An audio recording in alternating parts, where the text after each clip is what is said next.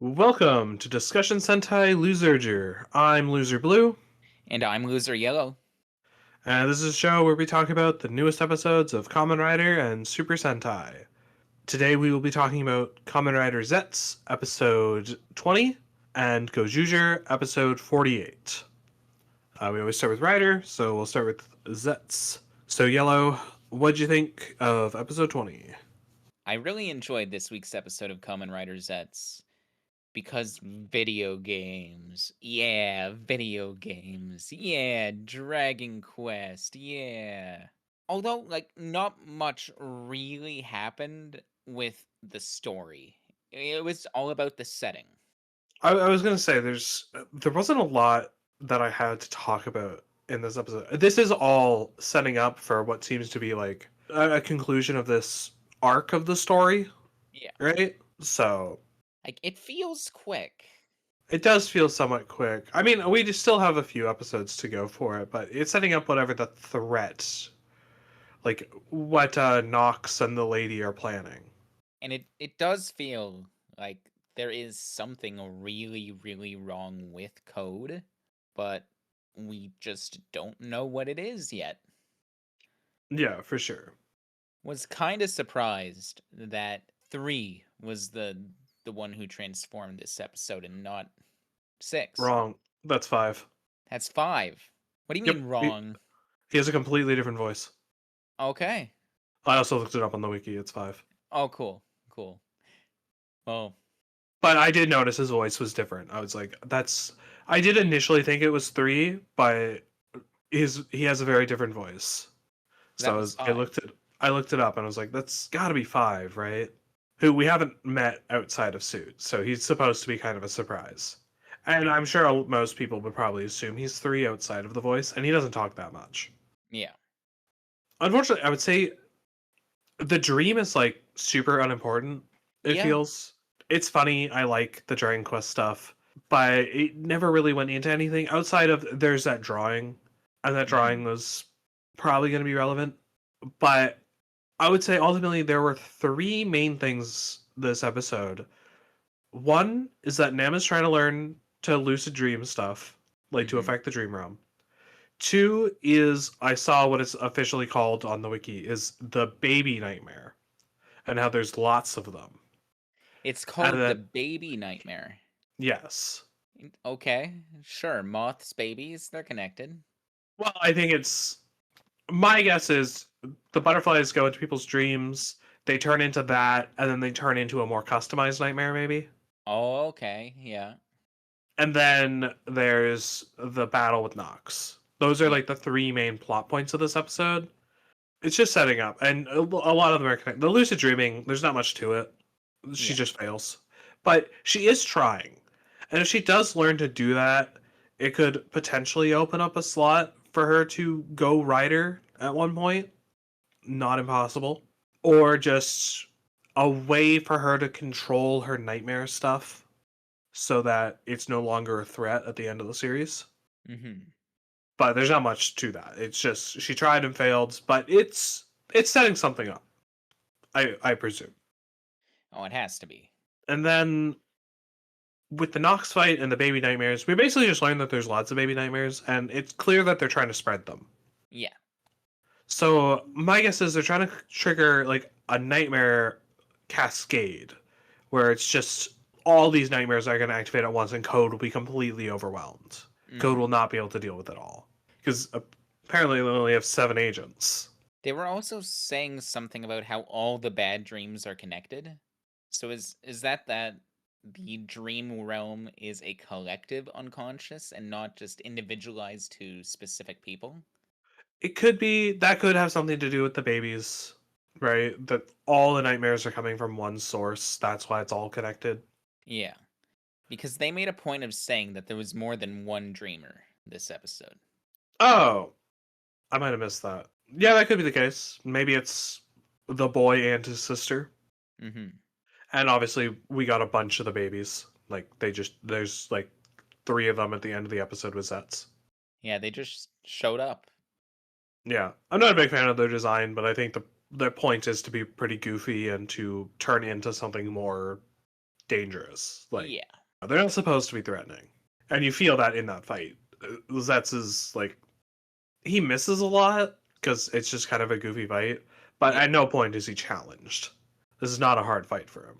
Nox, on the other hand, gets a hard fight. He gets a beating. Oh, yeah. 5 really digs into him. Yeah. But 6 does not transform.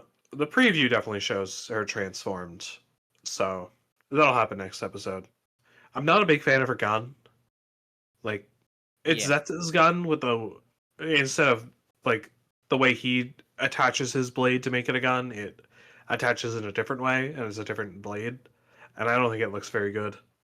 But I think that's going to be minor. If she's going to be a major character going forward, she may get a Nox treatment where she stops using the code's standard issue stuff and goes Rider.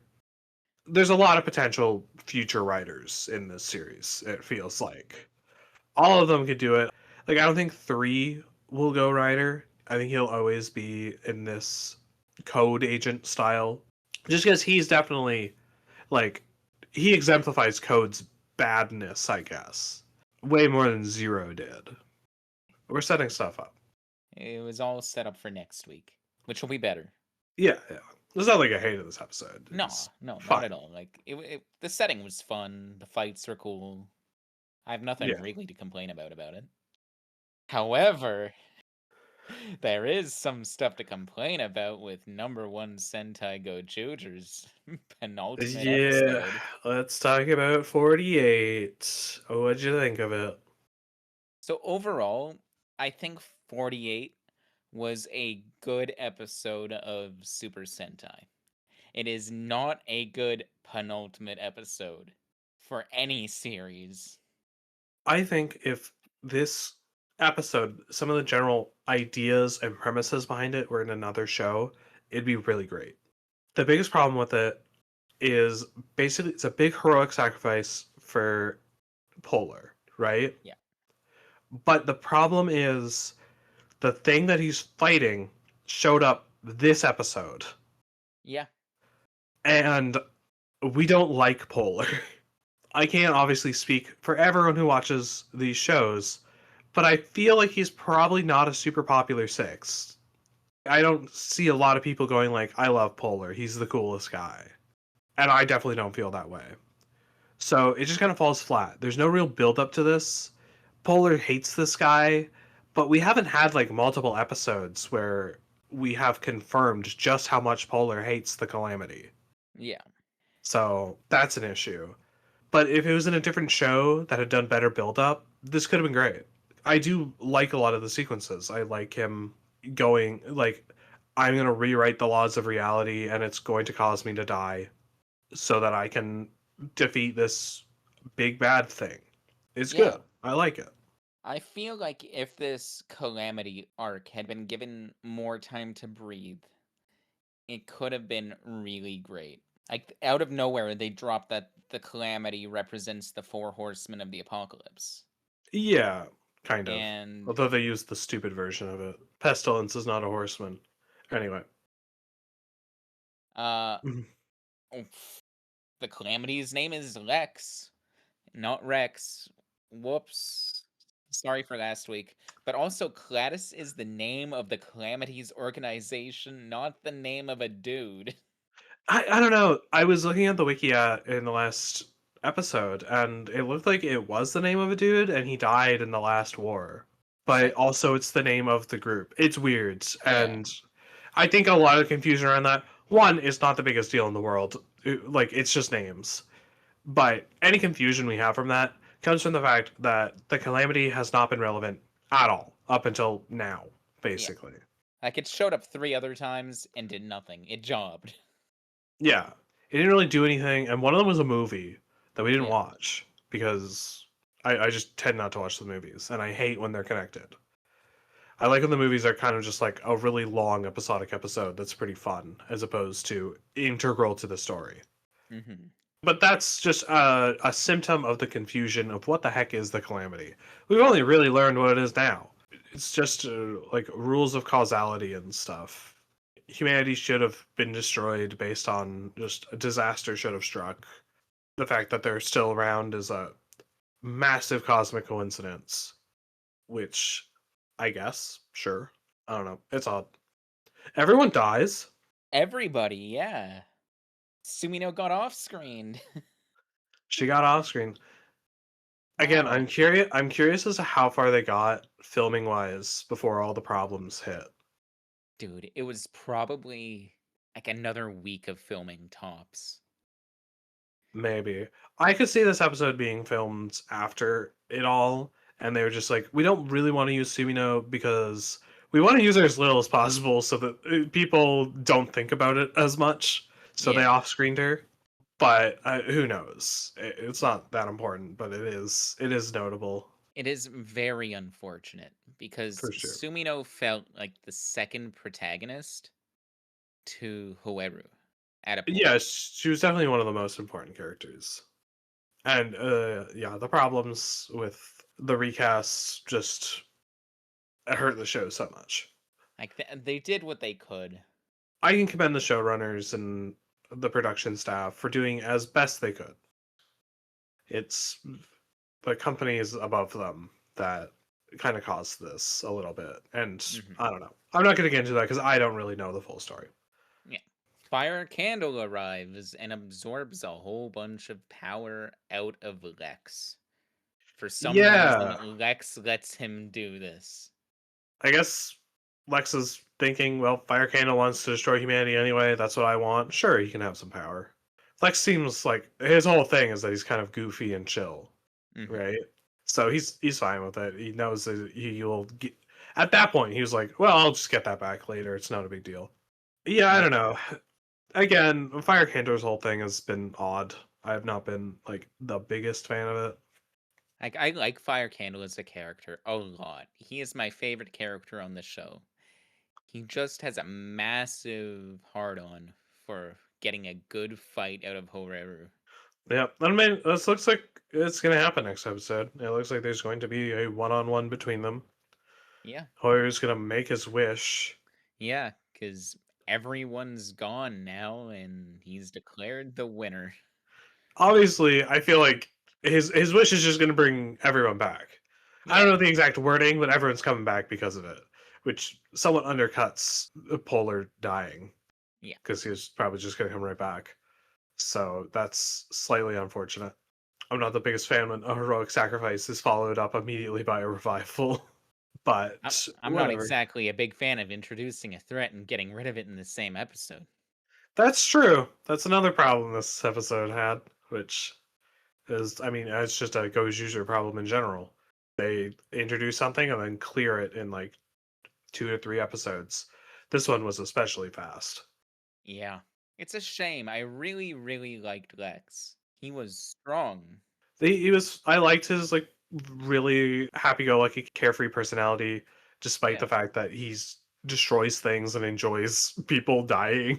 It was funny. I liked it. I liked that he had a stupid cartoon face and he turned it into an evil skull face. But now he's gone. And now I don't really know what threat is left outside of Fire Candle. Who literally just Fire Candle. Is just not that big a threat. Like, I don't know what you're gonna do with that. It feels like it should just be a one-on-one battle between him and Hoeru. And then Hoeru wishes people back to life, and then the show is over. And then the series is over. That too. For like 10 years. Or something like that. Yeah, I could see it coming back within 5, technically. Yeah. It depends on how well Project Red does. But still, yeah, it's odd. It's really odd. I'm not sure what this finale is going to look like at all. Oh, I like that Tegajun showed up to help fight. I liked that they had the family battle and she showed up. It was good. Tegajun should have been doing more after she sided with the Gozyugers. But Tegajun should have just done more in general. There's so many missed opportunities. This whole show is just full of missed opportunities, which is unfortunate. I still had a good time with this show. I'm acting like it's already over because it feels like it's over. It's wrap up next week. Let's be real here. The threat is gone. It's what it feels like. Unless Lex just shows up, just comes back. Because he said that what Polar did is not really going to change anything. The Calamity's just going to return. He's just delaying it, I guess. I don't know. I guess if you could just keep delaying it, it's kind of a victory. Yeah, in a way. Odd. Well, that's unfortunate. Bit of a downer, short episode of our Yeah. show. Yeah, a little bit. Well, we got one more, and then we get to try something totally new, and I am very curious about it.